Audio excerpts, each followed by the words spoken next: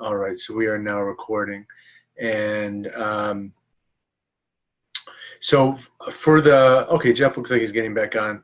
For the webinar, this webinar is part of the series of Stormy Times, and this is about Cheshbon HaNefesh practice. Oh, okay, I'm sorry, no sound, just heard from Bonnie. So let's make sure we have sound. I am not muted, so that should be on. It looks like I'm getting recording. Jeff, you're here? I am. I'm here. As unfortunately my internet went down, everybody, but I am on my phone, and I can hear you and see you. Yeah, a lot of people writing in saying sound is fine. So, oh, very nice to see you. Who's on? Really great to see Fred and Caroline and Amy. Great. Okay, good. So we'll get started. Let's let's use the chat if you have comments or questions you want to ask. And Jeffrey, I'd ask if you could follow the chat. If there's things I'm missing, please just give me a heads up, and we'll go. Right. You can people can either use the chat or they can use the Q&A box as well. You'll see a Q&A box. I see Miriam Sharf has raised her hand. I don't to see. And Jeff, can you call on people? Yes, as I see questions, do you want me to call on them, or do you want to wait towards the end for questions? I'll tell you what. I'll see at certain points in the webinar if it makes sense to ask for questions. I'll do that. Okay. Okay. Good. I can see Jim Solander is on. Mark Waldman, Sonia. If you can't hear, you may be muted. It's possible that you're muted, but it seems that everybody else can hear. So I do apologize because my internet went down at home here. I'm using my telephone now.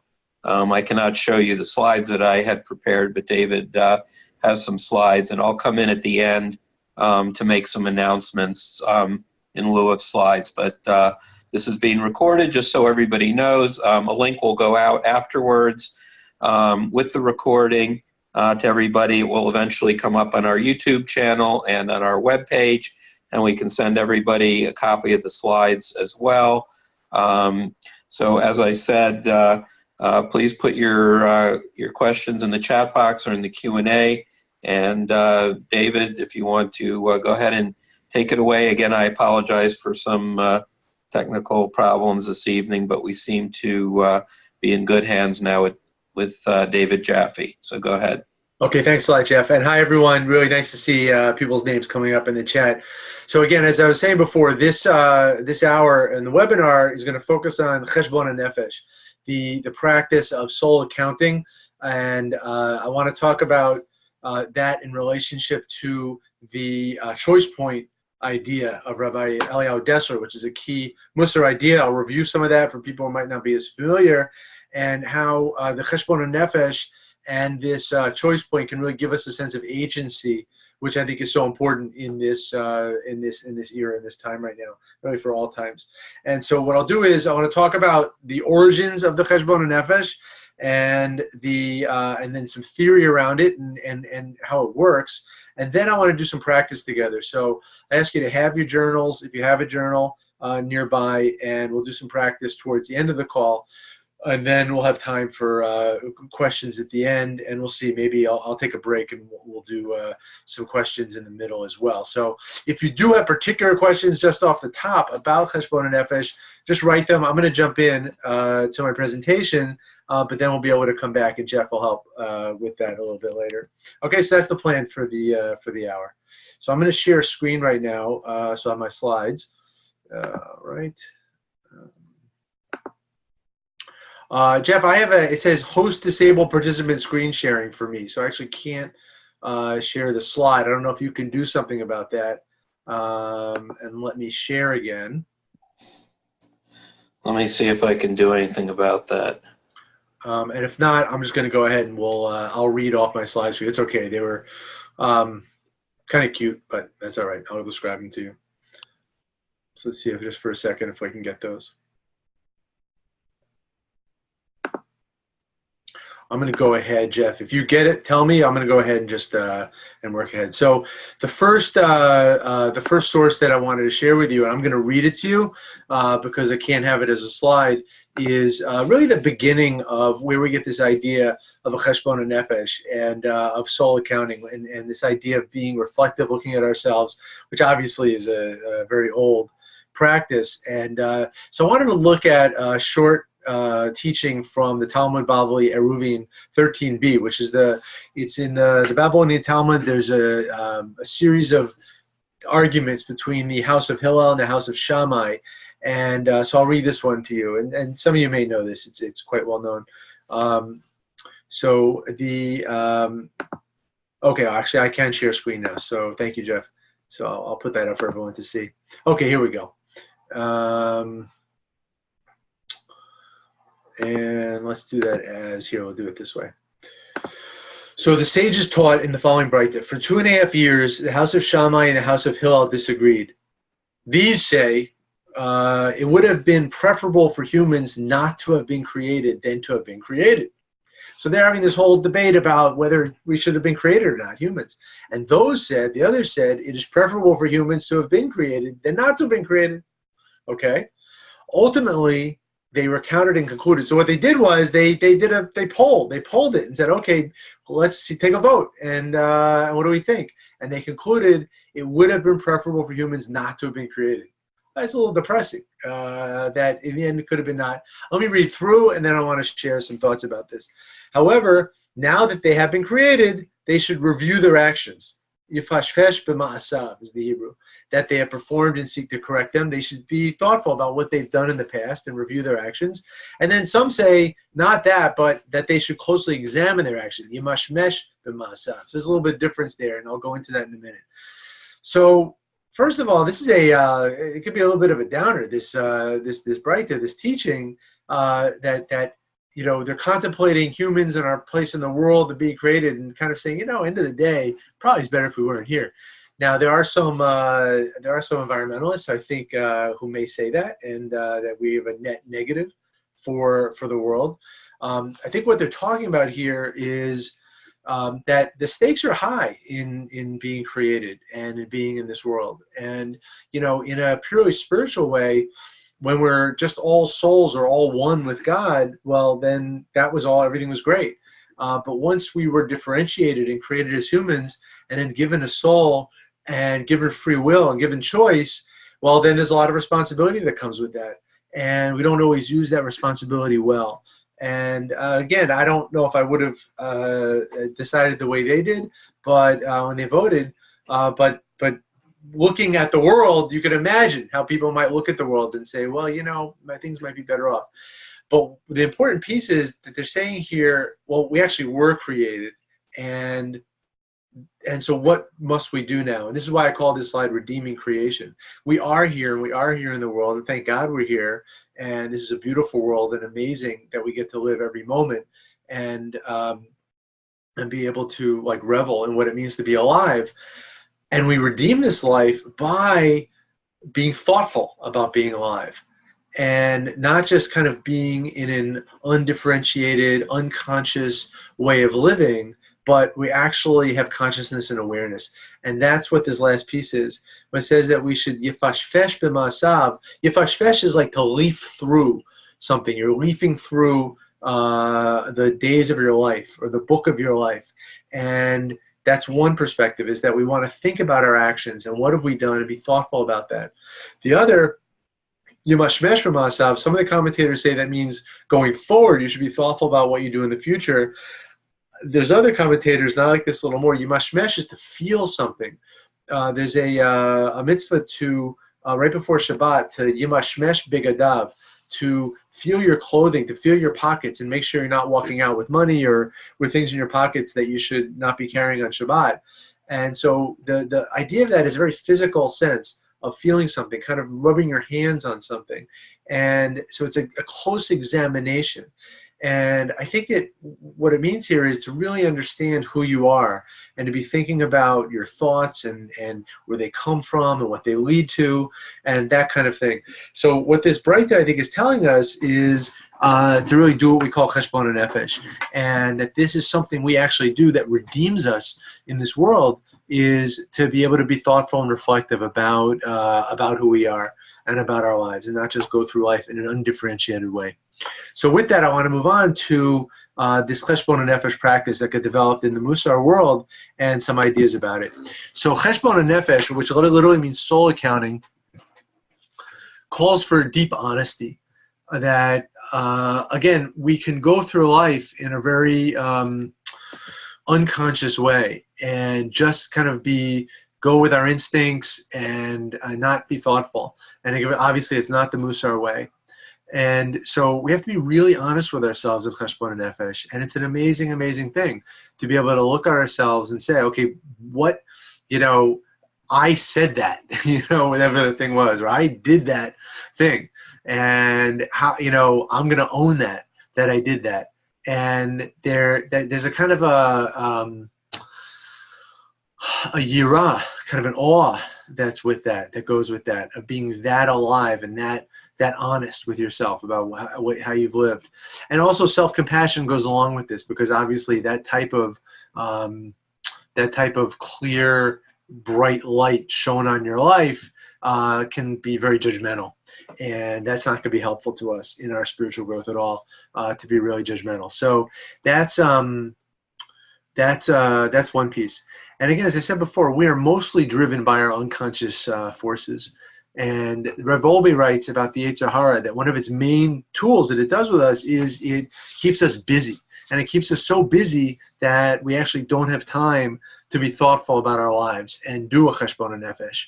And that's good for the Yetzer Hara, because it wants us to keep being driven by our appetites and by our instincts and by not by our clear thinking.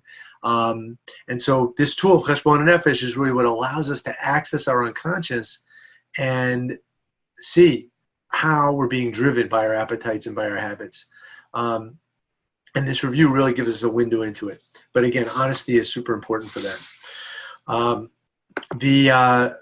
I think what's really powerful about a Cheshbon HaNefesh, or one of the things, is that it helps reveal our choice points.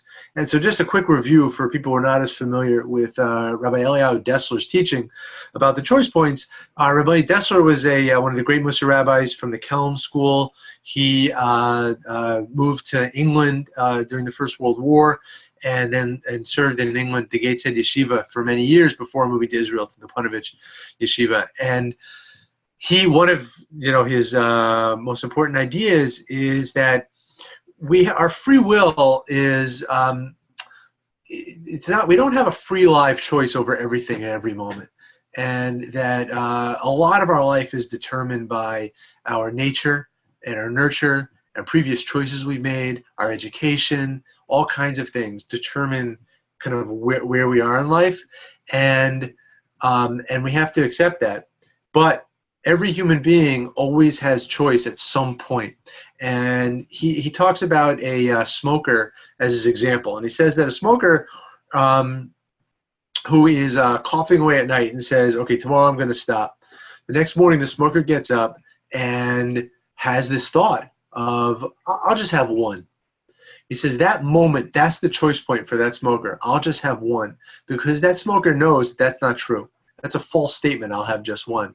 But because of the craving and the pull to smoke, that person wants to deceive themselves and wants to believe something that's false. Dessler says that moment is the choice point moment. And when you can make the choice towards truth, meaning I'll have just one is not true, and so he's not going to have that one, then it becomes easier the next time, And he says that we really are in different places on this. So for example, you can have someone who's just starting to become religious. He doesn't say this. This is an example that I've seen. So, and I'll just say it for myself. When I was not raised observant, and so when I became observant in my early 20s and started praying regularly and tried to pray 3 times a day, it was a real choice point whether I was actually going to pray mincha or whether I was going to put the tefillin on in the morning, and I wasn't sure if I was or not. Now, fast forward 30 years later, it's not really a choice point for me to put the tefillin on in the morning or to daven mincha or to pray 3 times a day. I've already habituated myself fully that that's what I do. But I do have a choice point if I'm actually going to have any kavanah, if I'm actually going to have any intention, and I'm going to pay attention to the words I'm saying. That still remains a choice point for me every time I pray. And maybe someday I would get to a place where that's not, and I would have that becomes so automatic. But I don't know. But that's how it works. Like depending where we are and our habits, and we have different levels of choice points. So that's how the choice point works. That's a very brief, but I think most people on this call are familiar with it. So this is I want to make a statement here, and I don't have proof for this, but this is something I'm working with that I think is accurate. I believe that real morality comes from making choice and not acting just on instinct and our intuitive actions. There's a lot of research now, and we're seeing this. Jonathan Haidt, particularly, many people may have read his The Righteous Mind, other things, that we have a palette of moral intuitions. And conservatives have some, liberals have others, but there's a wide palette of things that are moral and that some people may think are not moral, but others really see it as moral. And it's very, very broad. What I think is real morality is no matter what our moral intuitions may be towards fairness, towards holiness, towards loyalty. Some people, authoritarian and loyalty is a moral thing for them. No matter what our moral intuitions are, I believe that real morality comes out of not just acting on our intuition, but saying, you know what, I have a choice here. I'm going to weigh different things, and I'm going to see that this situation right now calls for this kind of intuition, or that situation calls for that kind of intuition. And it's that process of actually stopping and thinking through things, that's really where the morality is. And that's what the choice point is all about, and that's what Cheshbon HaNefesh enables us to do. So let me just say that out a little bit more, and then I'm interested to hear your comments or thoughts about that as we progress later on. As I was saying, some of this latest thinking in moral psychology is that our mind really serves the intuitions by justifying them after the fact. But by us using our minds to make choice, we are then actually doing something moral, and we're not just in the flow of our reptilian brains. And since the discovery of the unconscious, about 120, 130 years ago with Freud and Rabbi Salanter really writing around the same time about the unconscious, our unconscious, now I'm making a different point now, our unconscious has been manipulated. And starting in the 1950s, 1940s, there's something called depth marketing that advertisers started understanding and hiring psychologists who understood people's unconscious of how to manipulate it. And we're all familiar with that now, about how sexual images and other things in advertising, we're being manipulated all the time. Our unconscious is constantly being manipulated by politicians, by companies, by corporations. They're always manipulating us. And Cheshbon HaNefesh and our choice points are the stance we have against that manipulation, to not be just, very, very billions and billions of dollars going into marketing, or politicians speaking beyond our rational minds into our amygdalas and into our guts and into our hearts and below our conscious level, and trying to manipulate us there so we'll make choices. Well, we have Cheshbon HaNefesh as a way of actually not going that route. And I'll get into how Cheshbon HaNefesh works in a minute, but what it basically is it's very simple. A Cheshbon HaNefesh is, I am stopping and I'm going to reflect on my life, and I'm going to notice the choices I've made, I'm going to notice the actions I've made, I'm going to notice my behavior. And just through that simple process, over time, done regularly, we start getting a picture of our unconscious and seeing, oh, why did I act that way? Oh, that's interesting. That connects over here and that connects over here. And that action is a bulwark against the manipulation of our Yetzer Hara that is constantly being manipulated. By having more and more choice and allowing our minds to have more choice, that's really where freedom comes from. So I'll say a little more about that in a minute.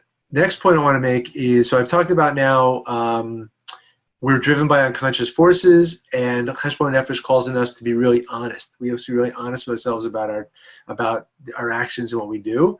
by having more and more choice, that's really where our morality is. And then what the Cheshbon HaNefesh allows us to do is it works on a couple areas in the Mussar process. There are three main stages, according to Rabbi Yisrael Salanter, in Mussar growth. The first is called hergesh, or sensitivity, and that's where we develop more and more of an awareness of our inner lives and what impacts us, where our triggers are, all those different kinds of things, what midot are core for us. And then once we're really familiar with that, then he calls something called kibush hayetzer, which literally means conquering the yetzer, conquering the evil inclination. I also see it as our power of choice, our power of decision. And so once we're very familiar with how our inner lives work, then we can say, well, you know what, I'm not going to have that cigarette now. I'm not going to have that cookie now, or I'm not going to worry right now. I'm going to kind of choose where I'm going to put my attention.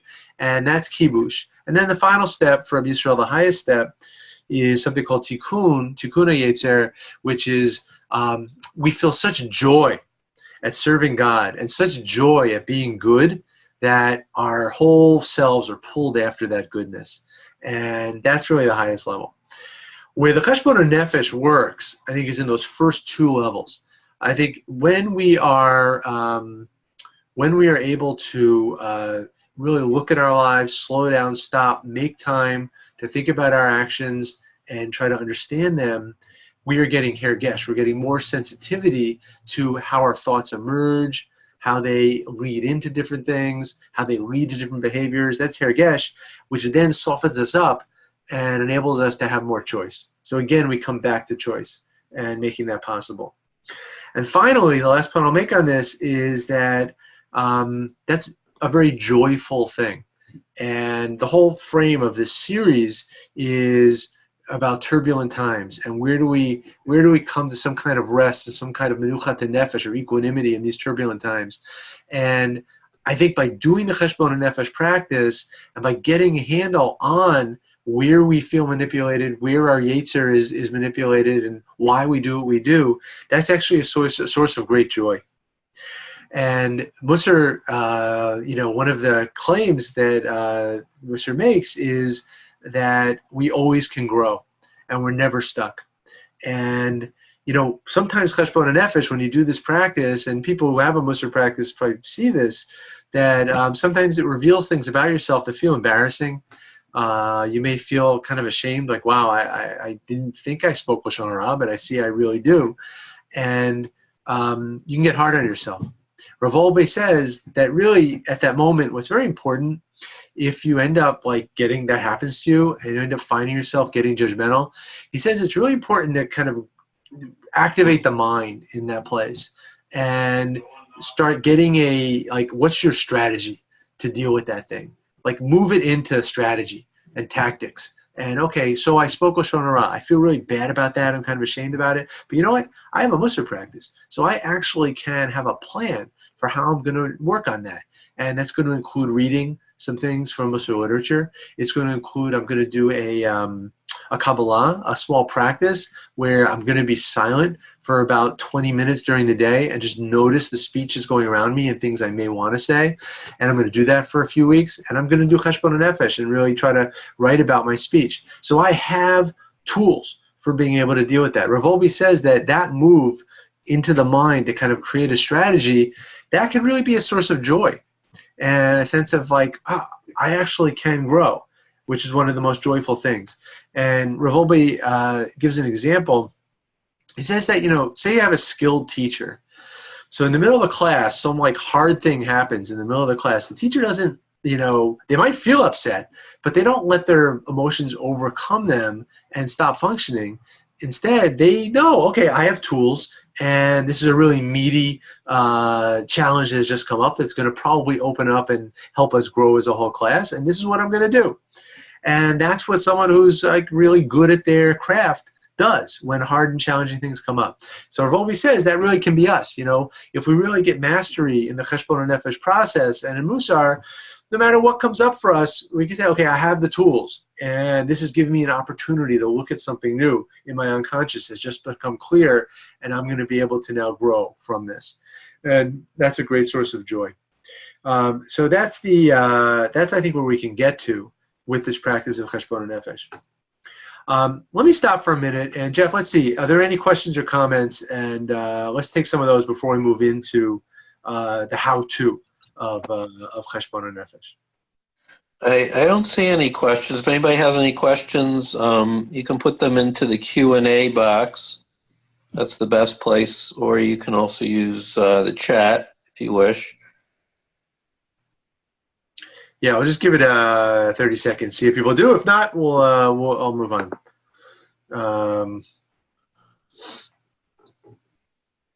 I'll tell you what, I'll move on, and if there are some things we can just I don't see anything at the moment. So okay, great. So we'll go forward. So as I mentioned before, this slide, Cheshbon HaNefesh. Actually, I'll interrupt. I do see a question from Eric Gervis. What was the step you referenced before Tikkun HaYetzer? Yeah, so there's 3 steps in the process: Hergesh, which is sensitivity, and then Kibush HaYetzer, and then the 3rd step is Tikkun HaYetzer, which is the highest level, which is really the mobilization of Ratzon, of deep motivation and will and joy in service of God and in being good. There was another question here from Sasha. Mm-hmm. What happens if a manipulation you're feeling is stemming from religious practices or values? How do you navigate that? That's a really deep question. That's a great question. So I'm going to make up something, and Sasha, if you want to give more detail or an example, but so let's say you're being manipulated by your community, about maybe giving chesed maybe more than might make sense for you. I'm just going to make that up. So it seems like a good thing to do that, but for you and your own Cheshbon HaNefesh and your own soul curriculum, that maybe that's not really the right thing for you, but people are playing on that. This also happens too. My rabbi said to me one time that even learning Torah can be a Yetzer Hara. Like you can have a Yetzer Hara for learning Torah, and it can be unhealthy. And so any of these things can be taken over by the Yetzer Hara.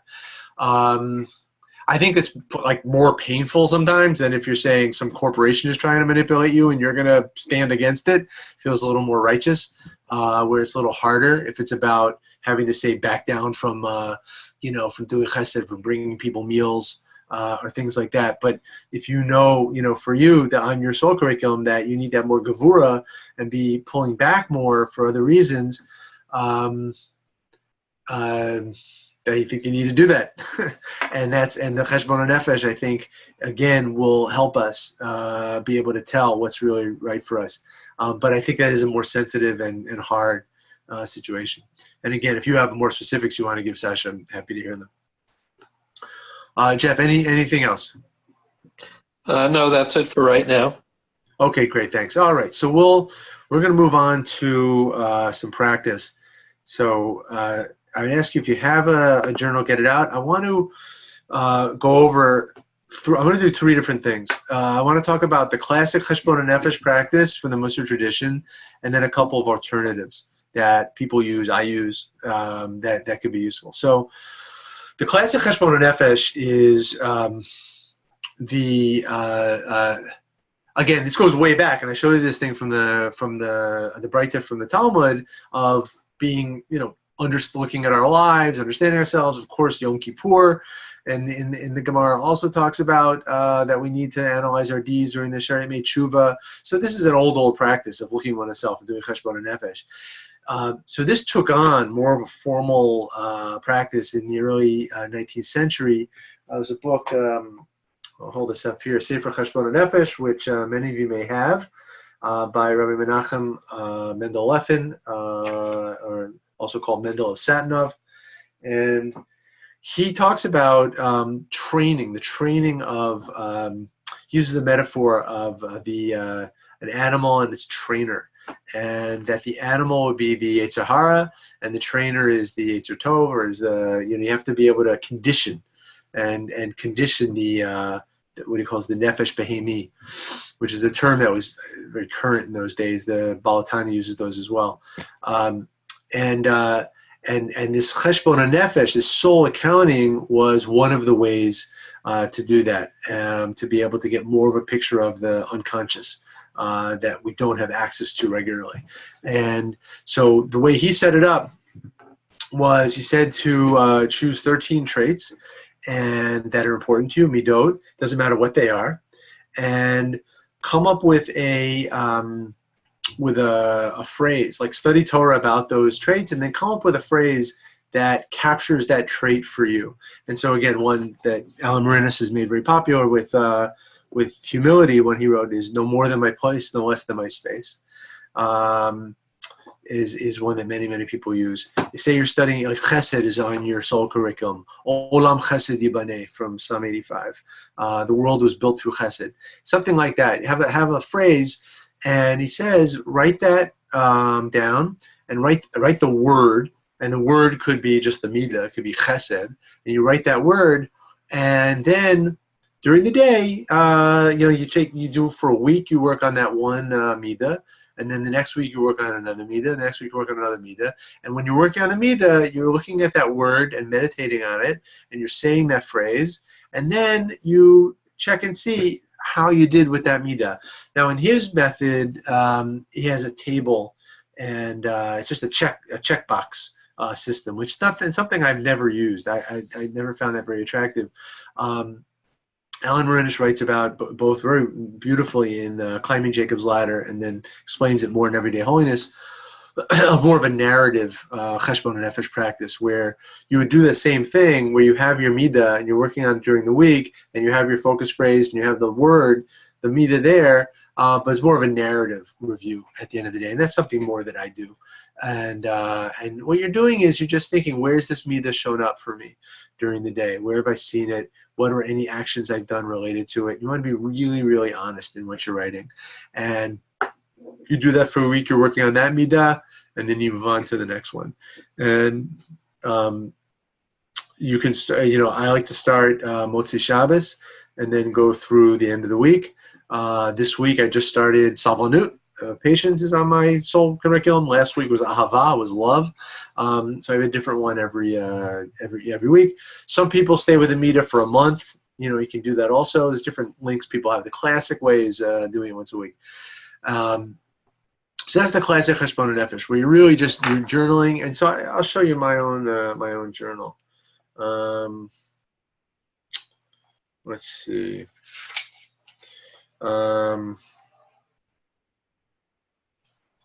So here's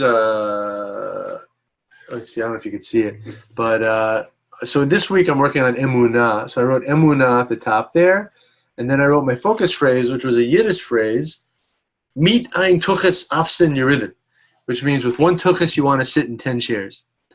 And that was something my grandmother used to say to my mother, and it's very appropriate for me. I try to do too many things, and so that was my focus phrase. Mit ein tuchas afsen yeridin, or with one tuchas you try to sit in 10 chairs, and so I wrote that in my journal, and then have an entry just underneath that. And the entries are fairly small. Sometimes they're longer, but they don't have to be long. They don't have to be, in nice prose or anything. They could just be bullet points about what happened during the day. But the key thing is to really do it every day and be regular about it, because that's how we start getting a picture of ourselves. And I say this to a lot of my students that I'm trying to encourage them around this. I've been journaling, for my whole life, and I know for some people journaling is very difficult for them, but I've been keeping a Mussar journal, I've been practicing Mussar now for about 18 years, and what I used to do around Rosh Hashanah Yom Kippur, I would think about the year like everyone does, and I would make some ideas about how I wanted to grow in the tshuva. But once I really started practicing Mussar and keeping my regular journal, what I would do is I would take it would take about 5 hours during Elul, and I would read through the journal for the whole year. And because I've been keeping it regularly and going by midah throughout the whole year, it ended up being the most clear mirror that I ever had on my life. And I was able to see things that I totally forgot about that happened like the past October or November, just gone from my consciousness, to see them again, like, oh, that's a really important thing. And look, that connects to this thing over here. It's an incredible, incredible mirror on your life. And so I really highly recommend this this method, and really trying to keep it regularly. And again, it can be short. So what I want to do is I want to take a few minutes and just do a couple of these journaling practices with us together while you're here. You know, you've set aside this hour to be on the webinar. No excuses. Let's do some journaling, and we'll do this practice, this classic practice, for a few minutes. Stop, and I'll see if there's any comments or questions. Then I want to give you an alternative. We'll do that for a few minutes. Stop. Get some feedback, and then a last alternative, stop, feedback, then with some questions, and that'll be the rest of our time. Okay, so let's get your journal or get something to write on. It can be a blank piece of paper or anything. Grab something if you don't have a journal with you, and put at the top of that, you know, if you have a Mussar practice or a Midot practice, just write at the top whatever midah you're working on. Again, I said mine was salvanut. That's what I have on mine, which is patience or forbearance. And then if you have a focus phrase, write that also. The one I use a lot is from, for this is from the Tomer Devorah, the Day Palm Devorah, which is, I paraphrase it, but is, I will stay connected to you. I will keep my goodness flowing to you. That's from one of the early chapters in the Tomer Devorah. I will keep my goodness flowing to you. So that was something I write on mine. And then, so write whatever for whatever midah you're working on. Or if you know you don't have a Mussar practice, this is something new for you. Just think of a soul trait, think of a character trait that you'd like to think about in your life, and just write that at the top of the page. And for the next 3 minutes, I'm going to set a bell, but for the next 3 minutes, be quiet, and I'd like you to just write whatever you've noticed during the day about that trait. Okay, before we do it, any questions I want to ask you to do? Okay. All right, go ahead, and we'll go to the bell.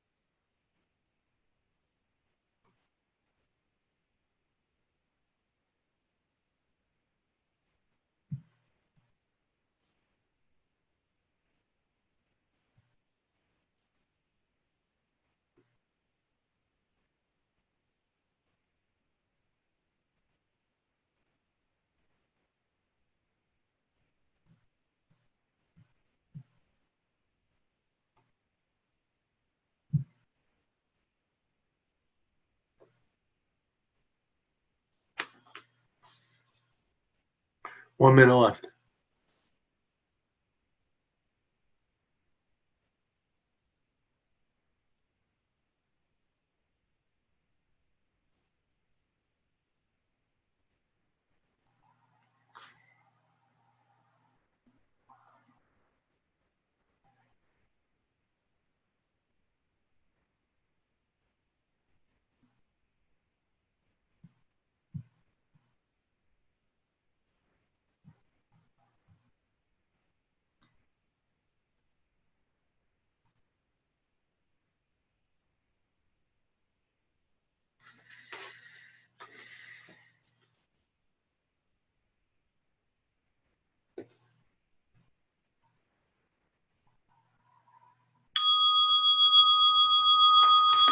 Okay, that was 3 minutes, which is short, but enough to get some things down. So I'd love to hear from anyone if there were any, particular insights that were something like, wow, you didn't even notice that, and it gave you an insight about the Mida and your life. Did that come up for anyone?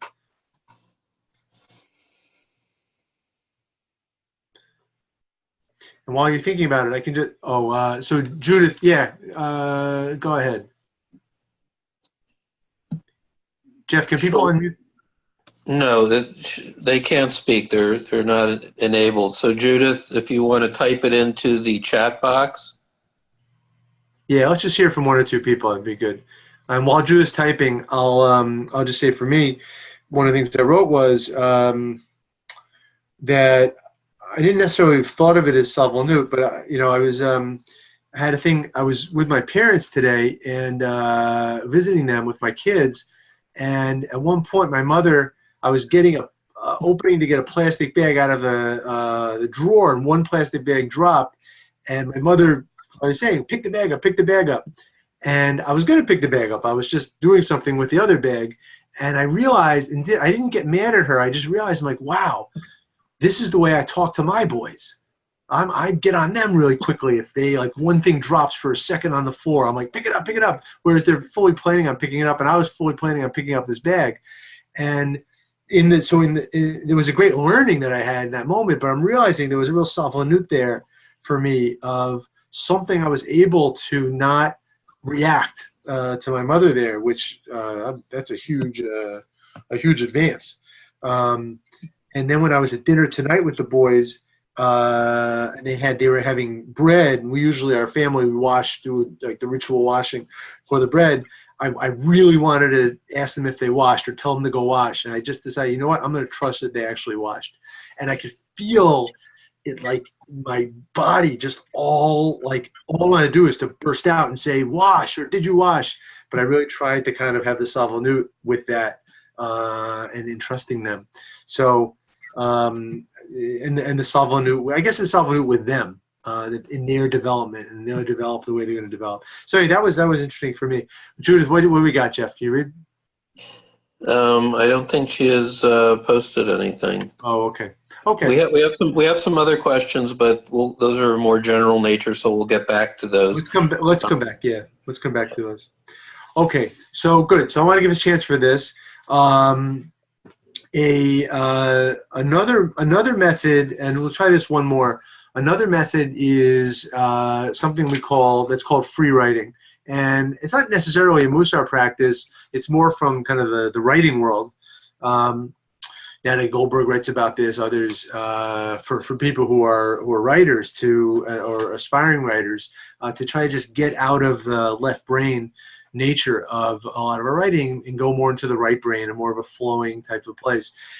This could be helpful. Look, I know a lot of people have a hard time with journaling, and I think it's what this practice does is it just takes away all responsibility for you having to kind of think through your sentences or anything like that. It's you put the pen to paper and you just go, and you just write, and you set a clock for 3 minutes or for 5 minutes. And so again, you write your midah at the top of the page, and then just go with the writing.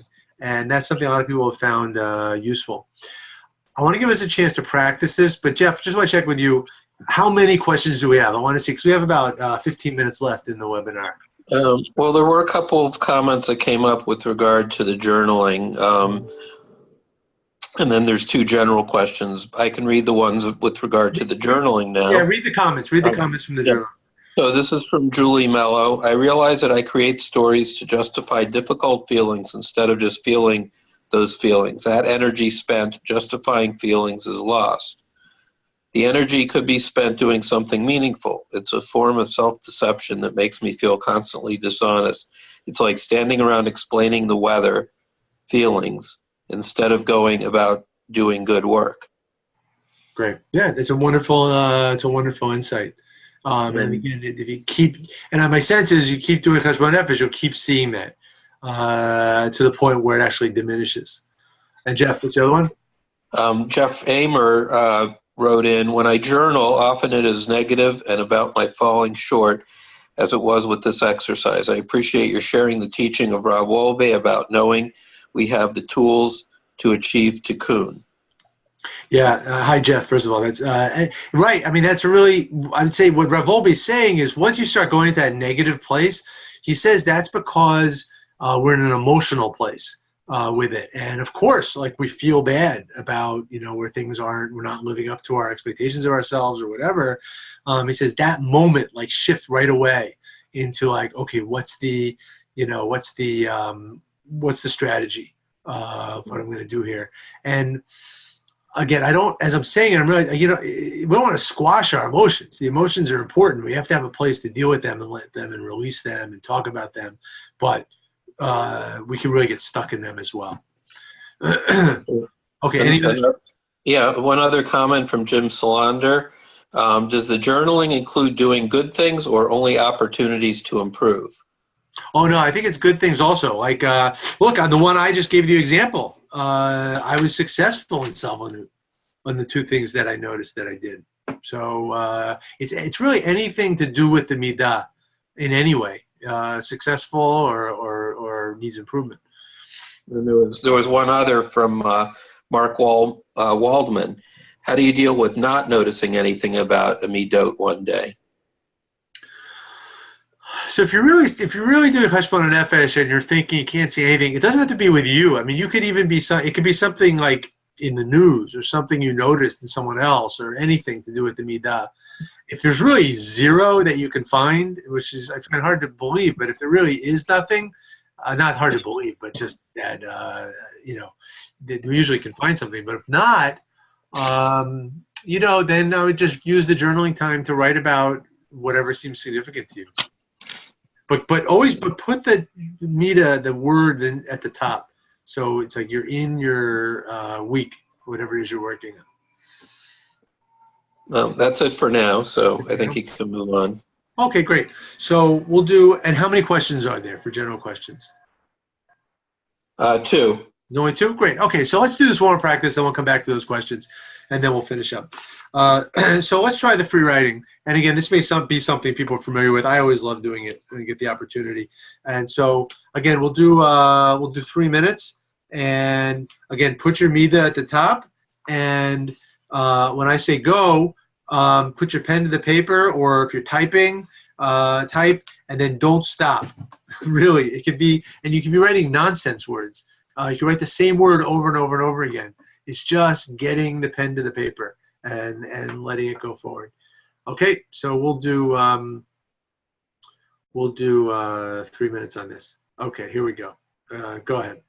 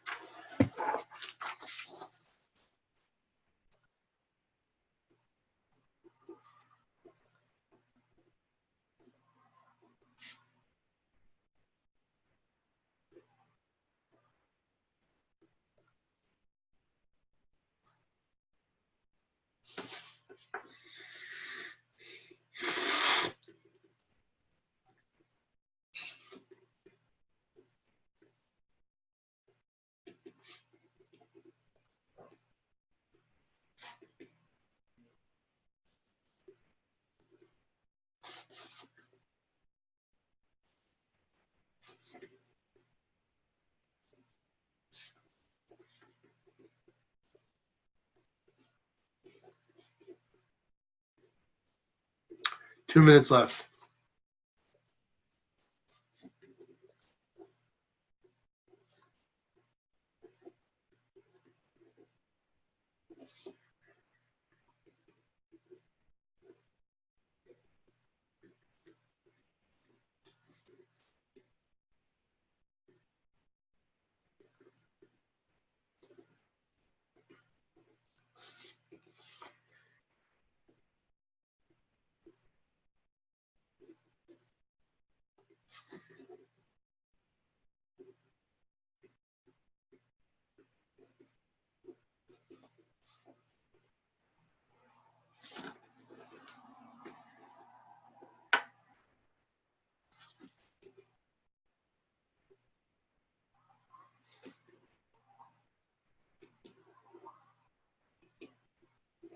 1 minute left.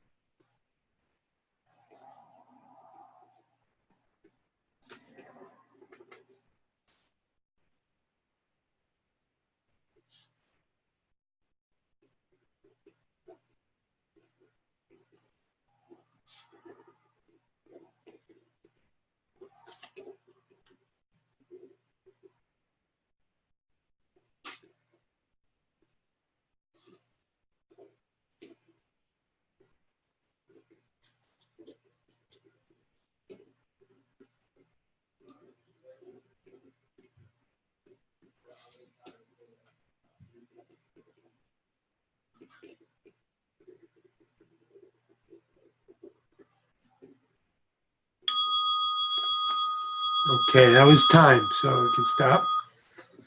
And again, like last time, I'd love to hear any insights, what that was like for people, and we can also address some of the questions. And this is another, I want to just give you another method, and just the main thing with this is that we're doing it. Again, Mussar, as you know, it's a practice. Mussar is a practice. All the ideas I told you, I started in the beginning, those are nice ideas. It only becomes real when you're doing it, and you're pen to paper, you're writing, you're doing the journaling. That's where the magic is, and doing it regularly, and figure out how to, support yourself to do it regularly. That's really where the magic comes, and you start getting insights, and you start seeing things, and seeing things about your life, and it's amazing. And then opportunities for growth happen, and that's the magic. So Jeff, what do you see? Is any comments there? I'll take the questions now. Okay, so there was a question from earlier. I can get back to that. Yeah, actually, Jeff, before we do it, I just want to go through my slide just to get to the end. So we're not going to do this now, but I want to let people know there's a whole other alternative way of doing Cheshbon HaNefesh, which is from Rabbi Nachman's Hitbodedut, which is a solitary talking out loud to God, to the universe, about a Cheshbon HaNefesh of your life and soul accounting, but you're doing it verbally. And that's something, again, is a very strong practice in the Breslov Hasidic world, something I do regularly.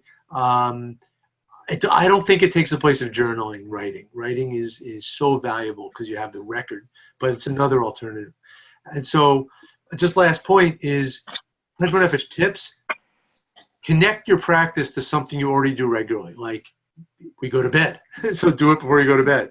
Or when your coffee's brewing in the morning, you could do it then. Some people have younger children, putting them to sleep, sometimes you're sitting by the door, or after you put them down, there's a chance to write. So those are some tips. And then writing the name of the meat at the top, as I said. Okay, Jeff, go ahead. What's the question? So there was a question from earlier from Amy Leader. Aside from the high holy days, do you go back and read your journals?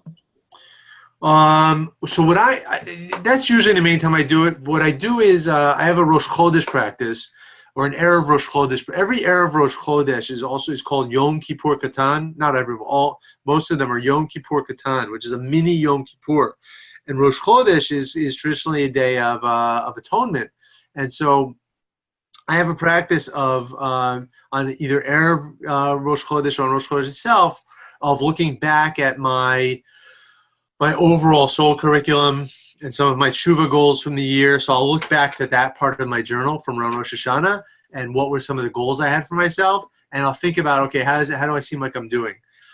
I usually don't read through it, although probably a good idea to spend a few more minutes and looking through maybe that last month or some things before.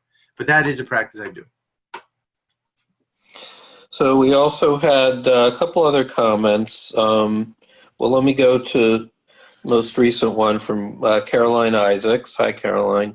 With regard to what we just did, my Mida is Menuchat HaNefesh, and free writing also always makes me anxious, so it was a great opportunity to calm myself just doing the practice.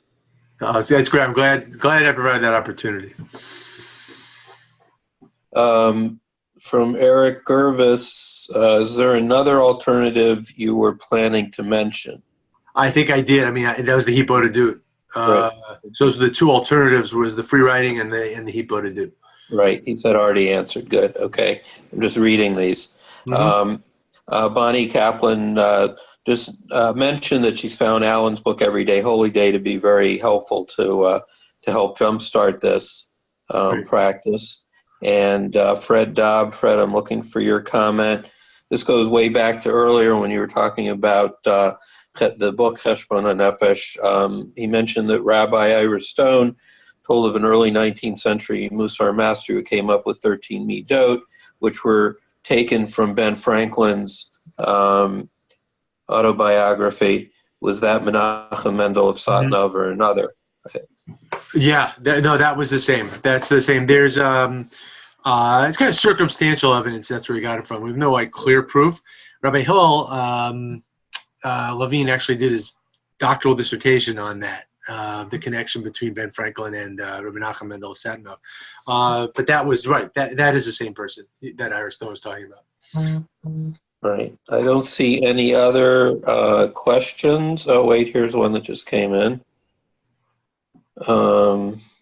I was just mentioning, Jennifer mentioning that Everyday Holy Day is a very helpful book. So, oh yeah, buy the book. Yeah, that's a good book. Good. I just turned the screen share off. Okay, good. If so, last chance to get anything in. We'll stop in a minute. But again, I can read it now, Jeff. I see Ari Huberman. Yeah, I found something helpful, which may also help those who cannot think of specific events when sitting down the journal. I believe it's called a double journal entry, where you use the left page to jot down bullet notes throughout the day, and then you can use the right side of the journal at night based on those notes. Very nice. So if you have that with you, carry with you, so that can really jog the memory, which can be good. Again, the main thing here is as the stopping.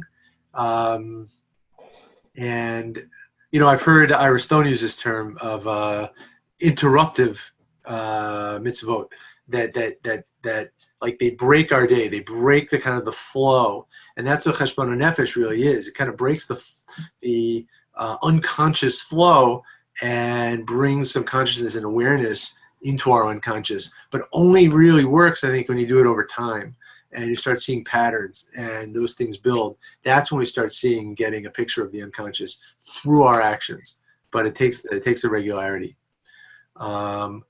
Joanne's writing, procrastination is my new midah, right? Once I start the words, folk. Wonderful.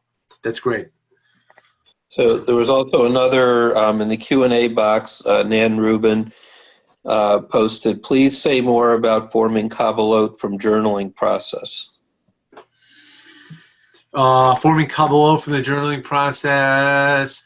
Your Kabbalah is going to be what's the small challenge that you could take on that'll be regular. You can do it during the day. That's going to bring that midah more into your awareness. And so I think you can get those from your journaling. If I might not understand the question right, but the journal is going to show you things about yourself where you may need some work on that midah. And so then you could form a Kabbalah, a challenge that would do that same thing. So for example, in mine, I said I actually did have patience with my boys tonight, but say I didn't, didn't do that with them, then my Kabbalah could be that I'm not gonna give instructions to my boys about cleaning up the kitchen, over the night or something like that night, and I'm just gonna kind of, see what happens without doing that. That could be a Kabbalah that comes out of my journaling. All right, we are at time, so we should end. Jeff, was there any last things you wanted to say? No. If anybody did post, I see Jennifer posted something. I'm sure you can write to David directly and ask him your question. So I first want to end by saying thank you to Rabbi David Jaffe for doing this. I know we could have gone on for much longer on this topic, but this was really wonderful. So thank you, and thank you for bearing with the technical issues tonight. A few announcements from the Mussar Institute. One is that we now offer 2 new versions of courses that have been around for a while. Midah a month, which is been a self-study course where people would sign up and get their midot. Everyone would get the same midah each month. It's now a customized program. You can go onto our website where you can pick the midah you want each month and sign up for that and tell us what order you want them in. In other words, what month you want which midah, and you can sign up for 1, 2, 3, up to 12 midot, a whole year's worth. It's cheaper if you do a whole year. So that's something that we're offering now. Also, Taste of Mussar, which probably many of you have done, but some may not have, which is our introductory course, which has been a self-study program. We are now offering that with a live group that will meet just like this by Zoom, but it'll be interactive where everybody will see and hear each other. So that will meet once a week if you sign up for it. It's a 1-month course, Taste of Mussar live. So that's something to be aware of, 2 new courses. Also, I'd like to mention that our Kallot for 2018 will be coming up the last weekend of November, first weekend of December in Scottsdale, Arizona. If you look at Yashar, our monthly newsletter that came out 10 days ago, you'll see a nice write-up from Roanne Altman in there. Registration will be opening for that in the next week or so, and this plans to be our biggest Kallot yet in a new location and honoring Alan, who is, of course, our founder and dean. 2 more things. This is the last of our series for 2018, which we called Calming the Storm, Mussar Practices for the Heart and Soul in Troubling Times. And all the webinars are recorded. They are all going on our YouTube channel and our website, so they can be viewed there if you want to do so in the future. These are offered free to the community, to the world.